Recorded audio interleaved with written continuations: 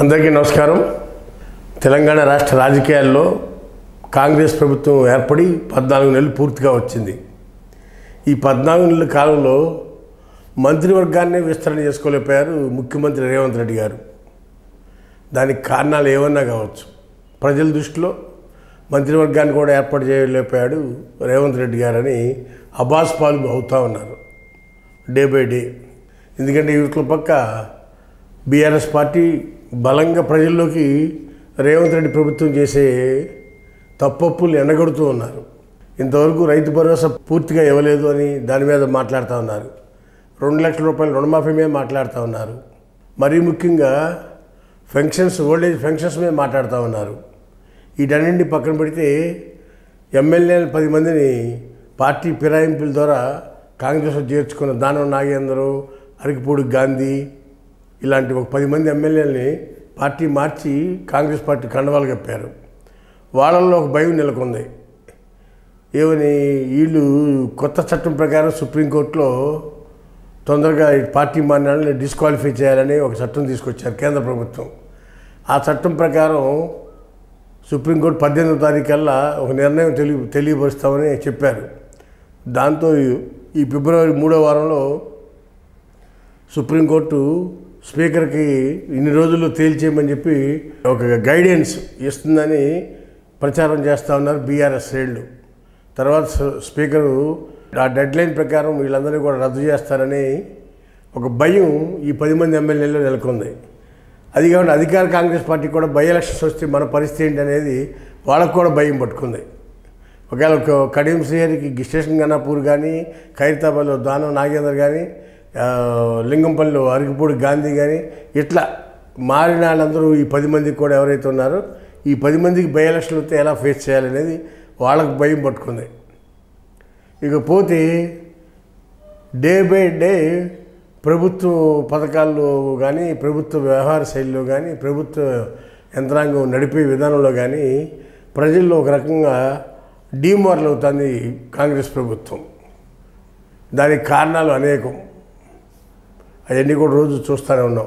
అయితే ఇక్కడ మరీ ముఖ్యంగా ఎందుకన్నా కానీ గ్రిప్ లేదు ప్రభుత్వం మీద.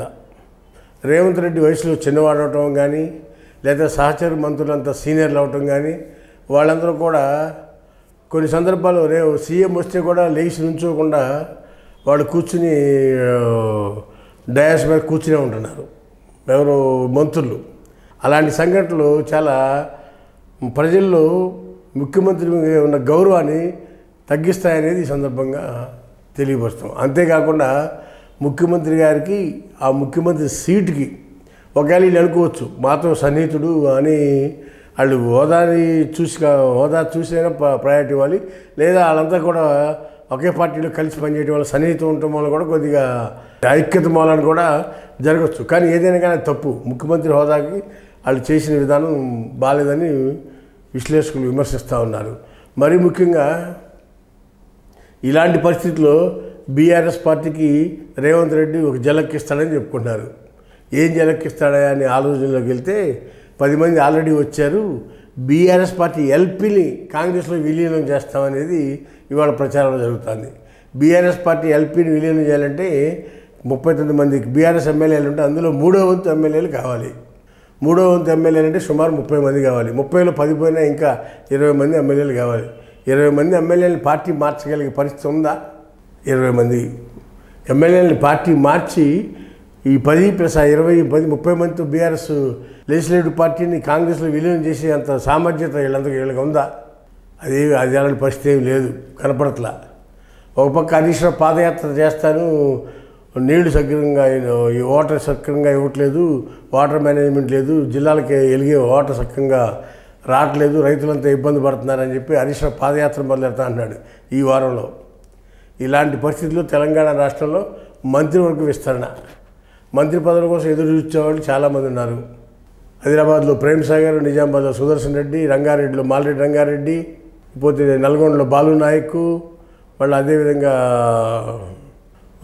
కోమటిరెడ్డి రాజగోపాల్ రెడ్డి గారికి మంత్రిగా ఇస్తే నల్గొండ జిల్లాలో 3 రెడ్లు అవుతారు. కోమటిరెడ్డి రాజగోపాల్ రెడ్డి, కోమటిరెడ్డి వెంకటరెడ్డి, ఉత్తమ్ కుమార్ రెడ్డి 3 రెడ్లు అవుతారు. కాబట్టి అది అక్కడ పరిస్థితి లేదు. కాబట్టి కోమటిరెడ్డి రాజగోపాల్ రెడ్డికి ఏదైనా క్యాబినెట్ హోదాతో ఉన్న మంత్రి పదవి ఇవ్వాలనేది ఆలోచన చేస్తూ ఉన్నారు. ఇలాంటి పరిస్థితుల్లో తెలంగాణలో ఎవరికాళ్ళు పదవుల కోసం పోరాటం చేసుకుంటున్నారు తప్పితే బీఆర్ఎస్ని ఎల్పీని విలీనం చేసే పరిస్థితి కాంగ్రెస్ లేదు అనేది ఈ సందర్భంగా తెలియపరుస్తున్నాను. హాయ్ ఫ్రెండ్స్, మా ఫ్యూచర్ టుడే ఛానల్ చూస్తున్నందుకు చాలా థ్యాంక్స్. మరిన్ని లేటెస్ట్ వీడియోస్ కోసం వెంటనే సబ్స్క్రైబ్ చేయండి. అలాగే ఈ బెల్ని కూడా రింగ్ చేసేయండి. మా లేటెస్ట్ వీడియోస్ నోటిఫికేషన్స్ అన్నీ మీ మొబైల్లో వస్తాయి. మా వీడియోస్ మీకు నచ్చితే లైక్ చేయండి, షేర్ చేయండి, నచ్చకపోతే కామెంట్ చేయండి.